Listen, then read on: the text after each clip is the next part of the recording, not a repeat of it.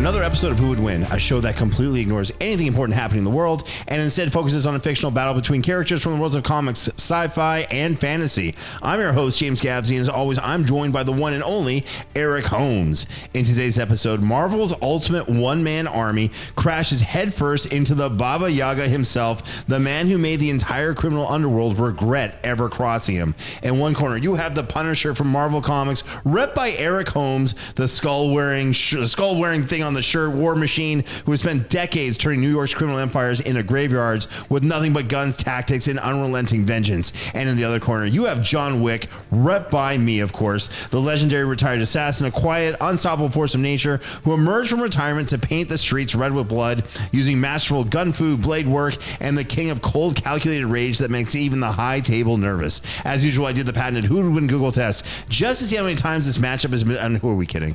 You know how many times people have been talking about this fight? It's been crazy. It's been talked about since John Wick first appeared and his movie blew up. Everyone has an opinion. Everyone's kind of got some logic behind it. But again, it's never gotten the who would win treatment until today, that is. Eric, I got to know, what are your thoughts on today's matchup? No, I got to say, I'm excited about this one. I think it's going to be really close, and it's a really good matchup. You think it's going to be really close? Yes, I do. Okay. I actually do on this one, yeah. Cool. I don't think it's going to be close. A lot of people think, these characters have a lot in common. No. I don't think these characters actually do have a lot in common in a weird way, which means I think this fight's going to be really, really good. We'll see about that. All right.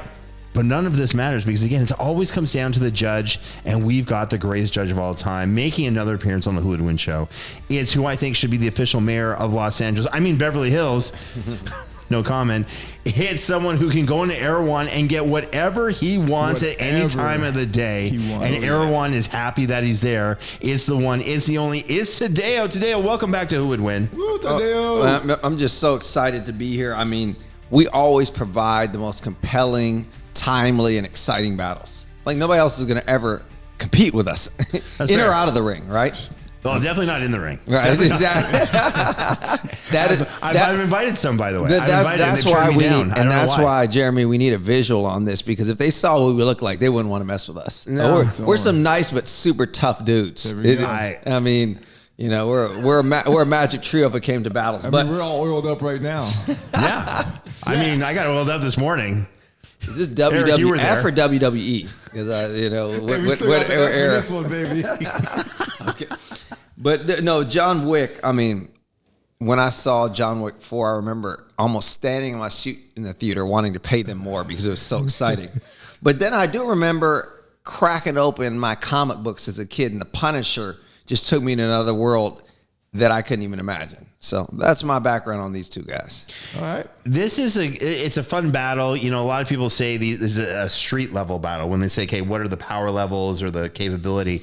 But I don't see these characters as street level. Like if they wanted to absolutely destroy the city, if they were so inclined to do it, they could do it. They know how to do it. Sure. In fact, they have to hold back a lot to make sure other people don't get hurt in the crossfire. It's like Tadeo at Erewhon when he just walks in, everyone's like, get out of his way. Yeah. He doesn't want to hurt you, but if you're in his path, things will happen. Give him his lentil beans. Yes. Out of his way now. For lentil beans? Yes. Really? They're that good. The lentil beans at Erewhon. But there's nothing like the General Tso chicken. Woo! That's fair. That's fair. If Ric Flair endorses it. Yeah.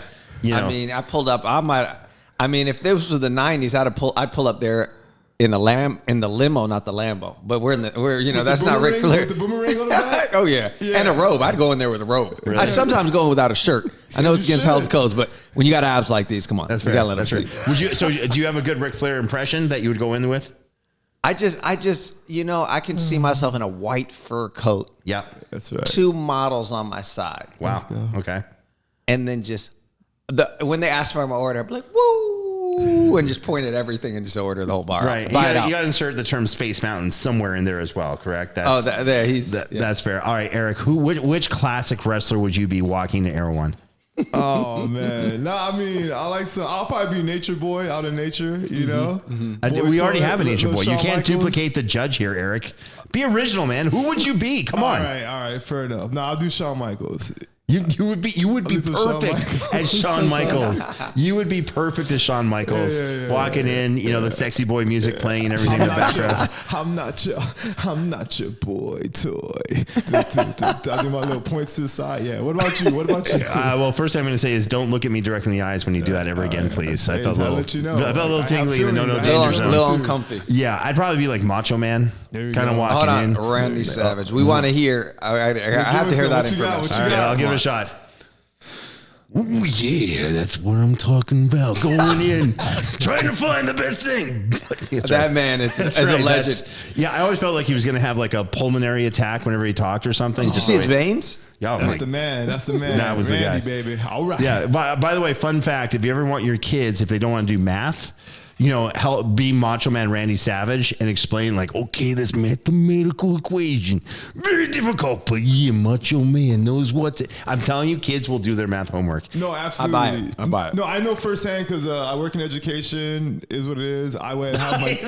No, hear me out. I would have my little ones wrestle. I didn't know about wrestling, so I would go and do some different promos from 80s, 90s when it was still WWF, which should never change, and they would get fired up, man. The whole class would get rowdy. Then another teacher would come in and be like, "Who's the adult in the room?" Because they're all wrestling. So, yep, you're onto something, brother. Okay, so I think there was just some horrible thing that happened at an LA jail, where the guards were having the inmates wrestling or something like that. No, so just saying, Royal Rumble or something. A little bit. I'm just saying. Awesome. I'm not gonna lie. It's it may be terrible, but I might want to watch as a judge the video for investigational reasons. Just to investigate, right? Just if I'm CCTV. Laughing, it's just because I had. All right, here we go. Here's the promo. We took 30 inmates in an abandoned prison with one stake in the middle and one person being guaranteed their freedom, the last person standing. And Pruno. Unlimited. In an abandoned McDonald's. Sorry, I don't know. I'm saying Mr. Beast. Brought to you by Vagisil. There it is. There all right, guys. All right. All of this is fantastic, but we got to get to today's battle. But before we do, let's go over the basics of a who would win match. Brought to you by Vagisil. Now, each debater will make 3 points. Keep in mind that the who would win match is a random encounter in a neutral location with no prior knowledge or prep time allowed. And the debater has to stay within the confines of the character. And when it comes to determining the winner, it's the judge who has the final say and will determine which character lost based on death, incapacitation, or battlefield removal with no outside interference being allowed whatsoever. Remember, the bottom line of who would win match is that for one side to get the win, their opponent must be somehow incapacitated for a minimum of 2 minutes where they pose no threat whatsoever. And before we get started, we need to thank our new sponsor. That's right, Comic Crusaders. This is, we always have some great stuff to say about our sponsors, but this is someone I know really well. It's Al Mega. He is the mind behind Comic Crusaders. That's comiccrusaders.com. First of all, Al Mega, great human being, unparalleled in terms of geek culture knowledge, someone who's helped me out a lot during the years and has asked for nothing in return because he's just that good of a guy.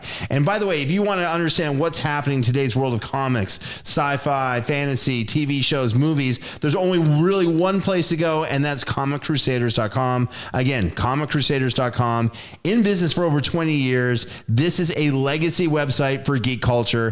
Check it out right now. So cool. Very cool. Yep. And now let's get to the tail of the tape for both of our combatants. Eric, please give us the details for The Punisher. Yes, so forged in blood, loss, and unrelenting vengeance. The Punisher isn't just a vigilante.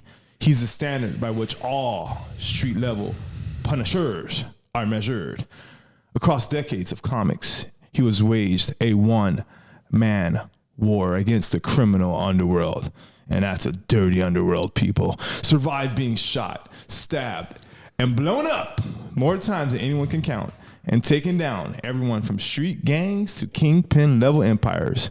He fights with tactical genius, an endless arsenal, and a kind of stubborn resilience that refuses to stay down no matter how many times he's put down on the ground. Marvel's Punisher is pure human determination taken to its absolute extreme. Remember, his entire family was killed right in front of him, which means anyone who he thinks is part of the system who killed them will be absolutely destroyed. They absolutely will. That's for sure. Well done, Eric. And here are the facts for John Wick. Forged through decades of brutal training and personal tragedy, John Wick isn't looking for glory in a fair fight. He's the man who brings hell when you take everything from him. From dismantling the Tarasov crime family to surviving impossible odds against the high table, John Wick has built a reputation as the deadliest assassin alive. He fights like a ghost with perfect precision, masterful gun fu, expert hand-to-hand combat, blade mastery, and the kind of unstoppable willpower that turns impossible into inevitable. If the Punisher is sustained by war, John Wick is surgical vengeance delivered with terrifying efficiency. And now you have the facts on both opponents. Today, do you have any questions before we get started? Absolutely, I sure do. So, I mean, they seem like both gangster kingpin level warriors, but is there anything superhuman or unknown or that transcends this realm with either of these fighters? Okay, so here's the really cool part. So the Punisher is absolutely human. Okay. Right? He's maybe peak human in some ways. I actually think he's not peak human. This is horrible. I get in debates with this time. Someone said, who could I take on in a fight? Like who's from Marvel or DC or whatever. And I said, without weapons, I could beat the Punisher. Okay. With weapons, this guy's insane. He's absolutely insane. This is someone who can take a toothpick and knows how to poison you with it using like, really spicy nacho sauce. I mean, I've seen it in comics. He's crazy. That's him. Now, however, with that being said, who hasn't done that, by the way? But here's the thing about John Wick. Okay. There's just something mysterious about him. He's not super strong. He's not super fast, but his durability is insane. And I'll get into that more. So if you had to say there's a superhuman unknown element to him, it's his durability, but we'll see if that's something I can put out there for you. I do appreciate that. And, I'm ready. I'm ready to hear let's this. go. I'm ready to get into this battle. All right, let's get this party started. Eric, here's your point number one. So yeah, I'm gonna help you out to deal with your question as well. So James chimed in there. So here I go. Okay, so I want to get into his experience, durability, and his arsenal. Thank you for setting it up there. So look, we're talking about decades of total war. The Punisher from Marvel Comics isn't just good with guns. He's a benchmark for what a prepared human can achieve against an overwhelming odds. So in the Marvel universe, criminals don't whisper about cops. They pray that the Punisher never finds them. He's got decades of combat experience. Frank Castle has fought for years across hundreds of stories, taking down entire criminal organizations single-handedly and clashing with enhanced threats like Bullseye and Daredevil while remaining purely human. He's doing this all remaining purely human, people. I know you're picking this up here, Tadeo. He's got insane durability and pain tolerance. He has survived being shot dozens of times. This is painful, people. Tortured, blown up even, and buried alive, only to keep fighting with sheer willpower.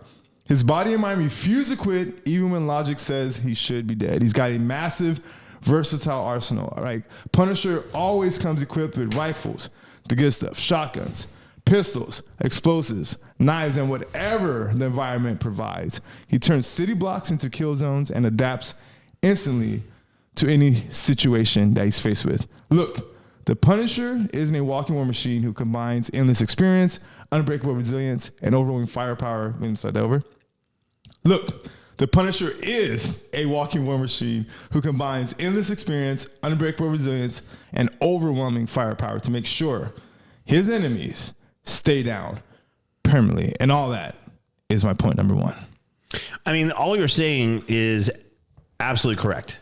Absolutely correct. In the Marvel universe, the Punisher is the person who does the most with the least. And I'm not trying to say his armaments and his arsenal aren't the least, but physically speaking, he should be like literally, blood splatter on a wall if he has to take on Spider-Man, yet somehow can figure out his way without him. If he has prep time and an understanding of how his opponents work, this guy has almost like a Batman level of ability to be able to take people out. So you got to love the Punisher. But the problem is he doesn't have prep time here.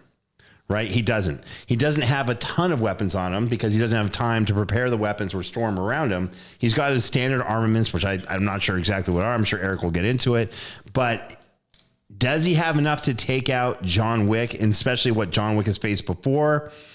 I don't think so. Let me get to my point number one. I'll kind of talk about this. For my point number one, let's talk about John Wick's physicals and his precision in, just deadly efficiency when he kind of does what he does. So John Wick is the kind of relentless force where the entire underworld literally starts feeling unsafe when he goes into action and kind of announces, yeah, I'm back. I'm doing this. And the John Wick movies repeatedly show his body and skills as a walking it's kind of like a walking contradiction. Okay, hear me out. So he's quiet, he's precise, he's impossibly lethal, he's an elite assassin with training and reflexes that are just like unparalleled. He moves like a ghost in combat. He is so smooth, he doesn't stop. He blends, and I love this term, gun fu, where he's actually using the gun combatively in a really cool way, and just not to fire it, but to also use it to block bullets, to hit someone in the throat with a barrel. Really cool stuff. His hand-to-hand combat is unparalleled.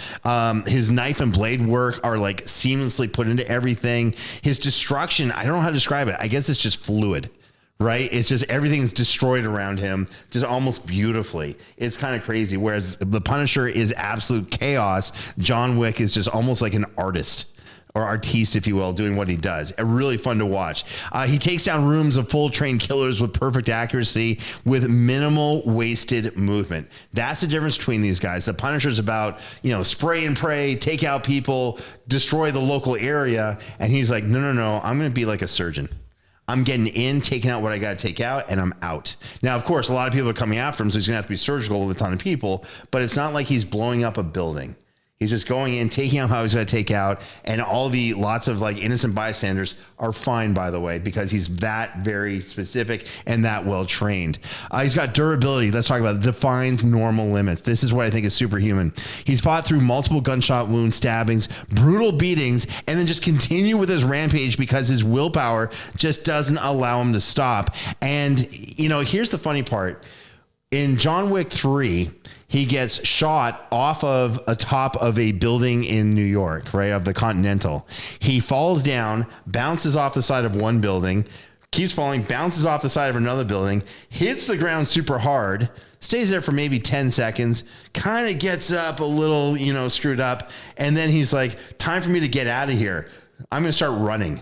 And he uses his willpower. He's like kind of stumbling a little bit. And all of a sudden he starts going to a full sprint because his mind said he has to. What is up with that? If the Punisher got bounced off a building like that, he is down and he is staying down. All of that is my point number one. Man.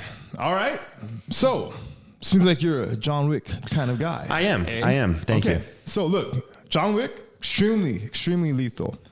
Lethal in close range gunfights, but he's still a peak human duelist with limited durability and reaction speed compared to military skill combat, which the Punisher has, okay? Punisher operates at the same or higher human tier than John Wick, but with even heavier firepower, battlefield control, and experience fighting larger, more chaotic engagements than John Wick. That's my rebuttal to your last spiel there, James. Thank you. It was a spiel. And it was a good rebuttal, too. All right. None of that matters because it's really what the judge has to say that, kind of has the weight in this battle. Judge Tadeo, you've heard one point from both Eric and myself. Where's your head at so far with this battle? I'm seeing they're very well versed in their fighting styles. I mean, you have the Punisher who creates chaos and havoc. And then you have John Wick, who's kind of like a Picasso-level artist on the battlefield. So having both been shot, having both been stabbed, now I want to know who really has the grit and the grind to come out on top when it's man via man, one-on-one. Let's go. I like it. All right. The judge is giving us some direction here. Let's see if we'll follow it. Eric, hit us with your point number two. Why, thank you, James. You're so kind. So for our amazing judge here, I'm going to get into the Punisher's fighting style, his sustained warfare with tactical brutality. Okay, that's the Punisher's way of fighting. So his reputation is literally silent, skull-wearing death. But every move is part of a calculated war. Okay, follow me here. He doesn't do quick duels. He wages total war on his opponents. He excels at long-range ambushes and suppressive fire, then closes in with shotguns and his explosives to finish the job. We've all seen him in action.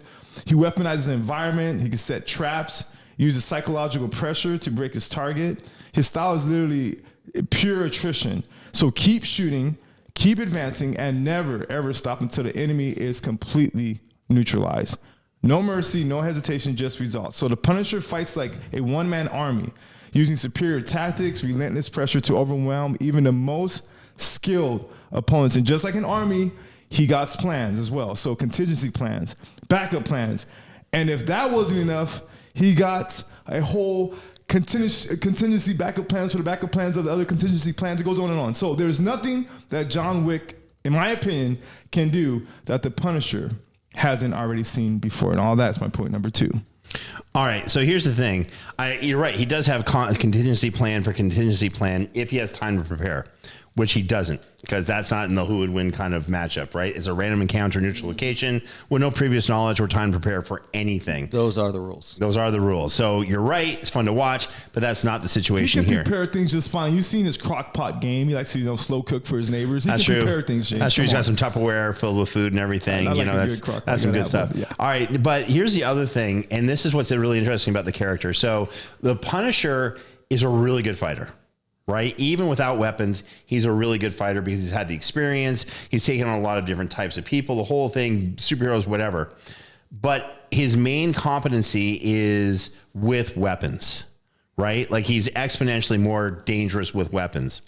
John Wick without weapons, he's more dangerous with weapons. Without weapons, though, he's still insanely dangerous. John Wick has a different style of training than the Punisher does. Remember, he's military trained. I've got experience training different members of different branches of our military, which, by the way, love all of our military, love our veterans. They're awesome. Absolutely. And it's not taking anything away from it. If you took a Navy SEAL with their determination and their physicalities and said, hey, all you're going to focus on is fighting, is taking out an individual and fighting an individual, instead of like learning how to take out a boat underwater with explosives and kind of, do that cool James Bond stuff and cool stuff Navy SEALs do, they'd be insane fighters, but they don't. And the Punisher is not, he's part of that. I'd say he's had a lot of training in combatives, but take away all his weapons and he drops his effectiveness drops dramatically. Put John Wick in the same page, take away all his weapons, and it doesn't have nearly the same drop in effectiveness in terms of fighting skill that the Punisher does. I'll tell you why I know that in my point number 3, but that's my rebuttal. But let me get to my point number 2. For my point number 2, let's keep talking about John Wick's fighting style, okay? Because this is the whole point. This is someone who flows, right? Bruce Lee said flow like water. Well, it's funny. That influence was actually put into the fighting style when the stunt coordinator was creating it. And he said, John Wick has to be able to flow from having a knife in his hand to, he's in a library. All he has are books. So he has to be able to take a book. And if he has a book, he knows exactly where to hit someone, how hard, how fast. And then if all of a sudden all he has is a piece of wood, then he knows what to use it, anything that he can put his hands on turns into a deadly weapon, not because he can hit someone hard with it, but because anything that's in his hand is not just a weapon, but he knows exactly where, how, and why to hit that person there. That's the precision of John Wick. That's something the Punisher doesn't have. Now, of course, the Punisher, he's got Kevlar through his shirt and all that kind of good stuff. His head, his face are wide open. Guess who's great at headshots? That's right, John Wick. And this is someone who can recognize anything. And if he doesn't know that the Punisher has a flak jacket on or whatever, he'll figure that out real quick. He's like, hey, I shot this guy twice in the chest. He's still moving. He's got protection. Got it. Headshots only. Done. He'll make that decision right away. Plus, put a knife in his hand or a knife and a gun. Now, a knife in one hand, gun in another. And this guy is flowing like no one's business. There's a really cool fighting style it's called Kali or Arnis or Screamer from the Philippines. There's a subset of that, Espada y Daga. That just means a knife, like a dagger and a stick, right? So in one hand is a stick, the other side is a knife. I've done this kind of stuff. It's really fun. And you're flowing from one side to the other. Take out the stick and put a gun in his hand.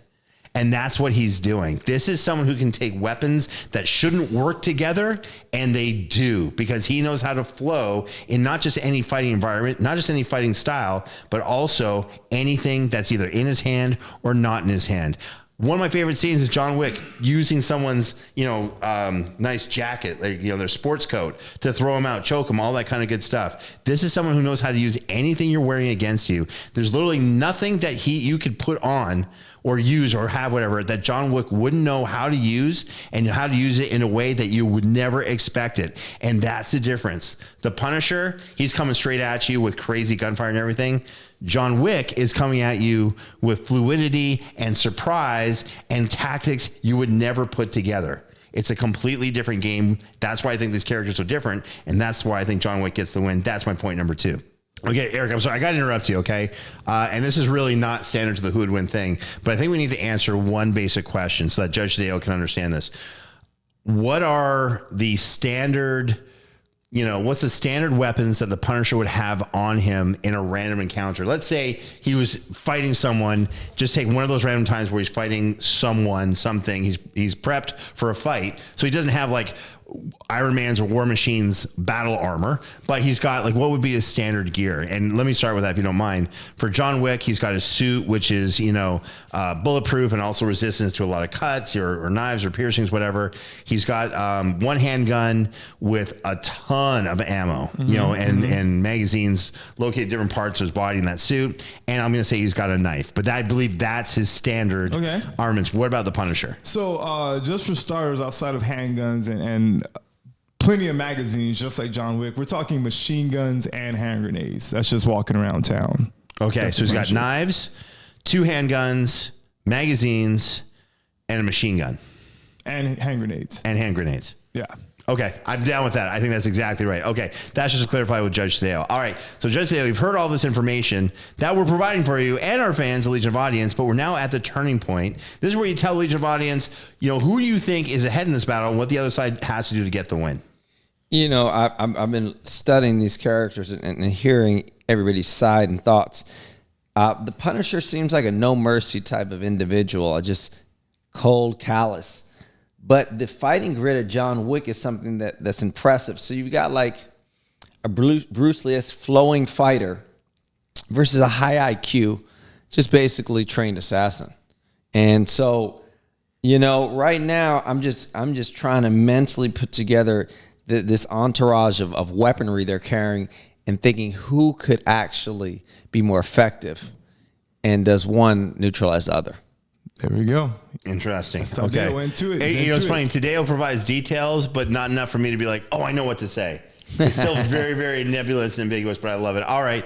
It's now or never. Eric, hit us with your point number 3. So I want to bring it home here with the Punisher's biggest wins and why John Wick gets outlasted. Okay, so I want to get into the Punisher's resume. It's literally a graveyard of dismantled empires and literally survived apocalypses. He has taken down kingpin level organizations, survived events that would break most characters, and kept his one-man war going for decades. Under the 2-minute incapacitation rules, the Punisher doesn't need a cinematic finisher. He needs to keep John Wick under constant fire until he stays down. With superior firepower, tactical ambushes, and the ability to fight through injuries that would stop anyone else, Punisher can overwhelm Wick and ensure he remains incapacitated well past the 2 minutes. But besides all that, the Punisher has just fought way more powerful opponents this way with way better weapons. So John Wick is one of the top badasses of his world, no doubt.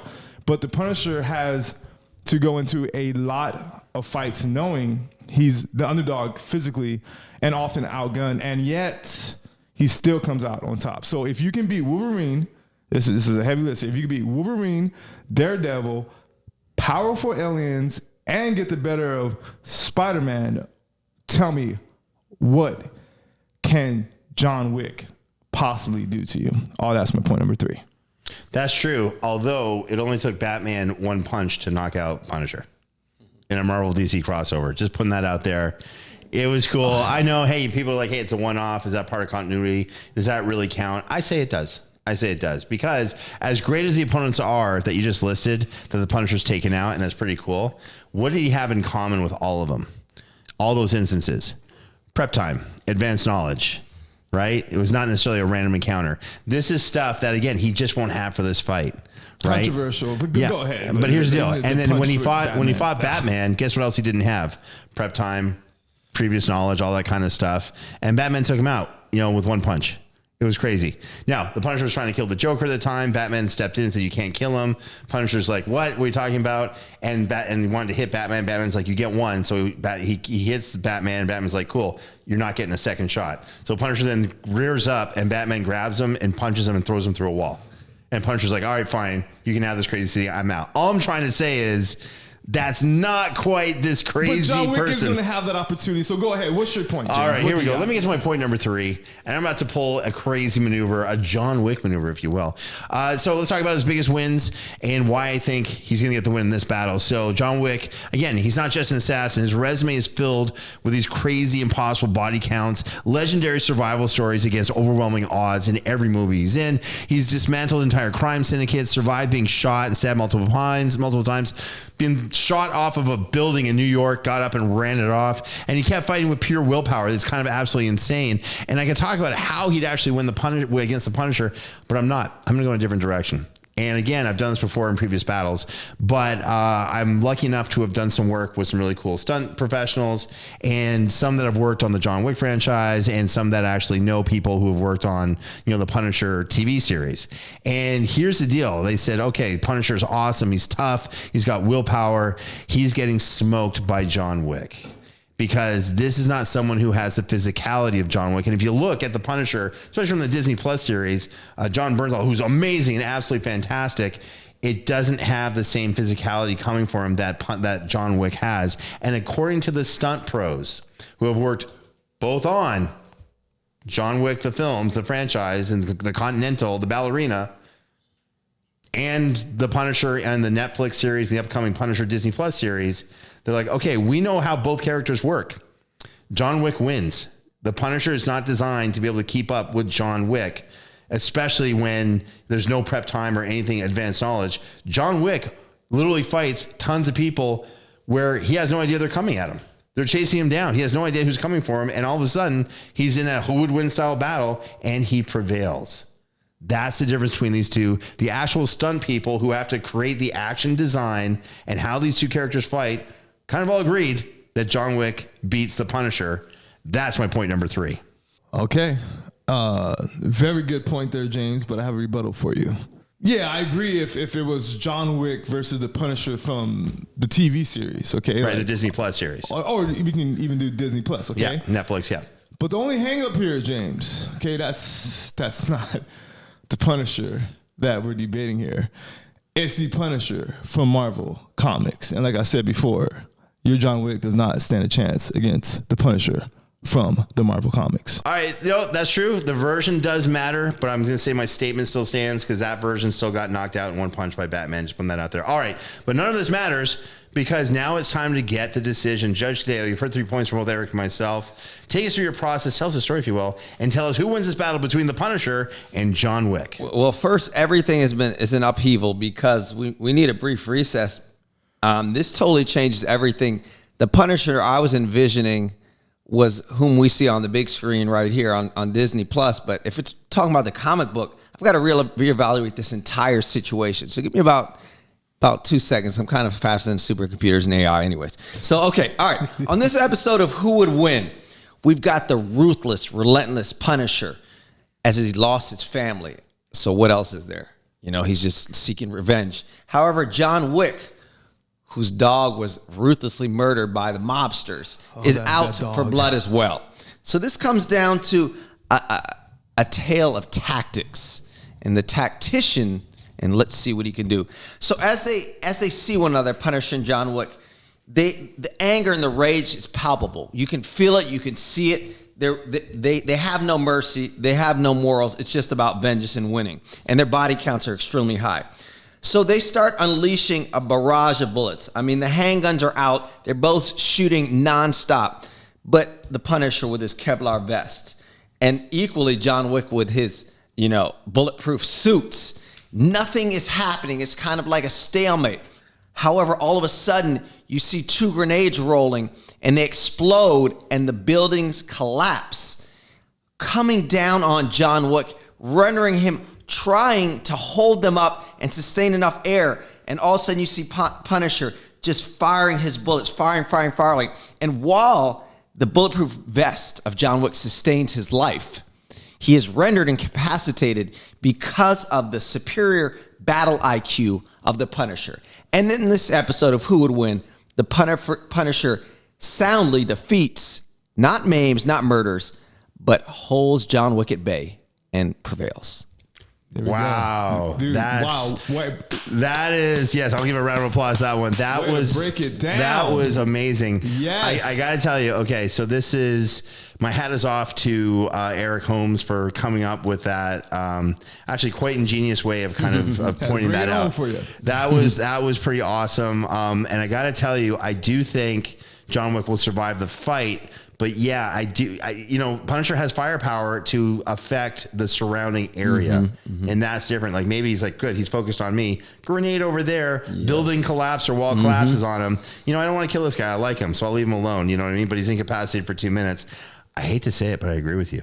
That's crazy. Well done, Judge Tadeo. And my hat again is off to Eric Holmes for coming up with an absolutely James Gavsie style point. Thank you. About the Punisher. That was pretty. There he goes. That's pretty brilliant. No, I was just saying that's pretty. You're saying pointing out the version of the character as being significant. Something I've done before. Tell the Legion of Audience, our fan base, how you feel with this win. Oh man, I'm feeling good. I think when I get home, I'm gonna go warm up these egg rolls I bought. So I think I'm gonna treat myself to a few egg rolls when I get home. That's your way of. I'm gonna celebrate. Yeah, that's your way of celebrating, and I'm excited. You're not taking yourself out. I wasn't gonna have them, but now I'm gonna have them now. Okay, you earned them. Way to set that standard really high, right? So you guys know I'm pumped if I'm having the egg rolls. If I'm having the egg rolls, I'm pumped. That's okay. Especially during the weekday. Woo. Yeah, are they at least Erewhon egg rolls or? No. Oh no, these are frozen. They can last in the fridge for in the freezer for 2 years. So only good stuff. 2-year-old frozen egg rolls. Those are my favorite. That is fantastic. All right. Okay, this was a kind of back and forth, but again, Eric, you did it. I know when if I get beaten soundly after leaving everything on the field, I'm okay with it, and that's what you did today. Well done, sir. All right, today, a great judgment on your part. Thank you. Please come back for another episode. In the meantime, tell Legion of Audience, our fan base, where they can find you. Well, you can always reach out on the Instagram at Cuerpazo, or just cruise up to Beverly Hills, and you'll see me just rolling around the streets holding down the city. There you go. Very cool. Eric Holmes, tell our fan base where they can find you. Yes, let's connect on all platforms at the THE, Eric with the C Holmes, HOLMES. Very cool. You can find me on X and AK Twitter and Facebook by typing in at James Gavsie. Find me on Instagram at James Gavsie _MMA, where you can see me either choking someone out or breaking an arm or something, or maybe they're choking me out, breaking I have no idea. It's fun for the whole family. You can also find the show on Instagram, Threads, and TikTok at Who Would Win Show. Don't forget to subscribe to us on YouTube by going to, you'll never guess, at Who Would Win Show. That's right. Just type that in YouTube and you've got it. And again, our podcast is only on YouTube, at least for now. Stay tuned for some cool updates. On behalf of myself, Eric Holmes, today on the rest of the amazing Who Would Win production team, thank you once again for checking out another episode of Who Would Win. We'll see you next time.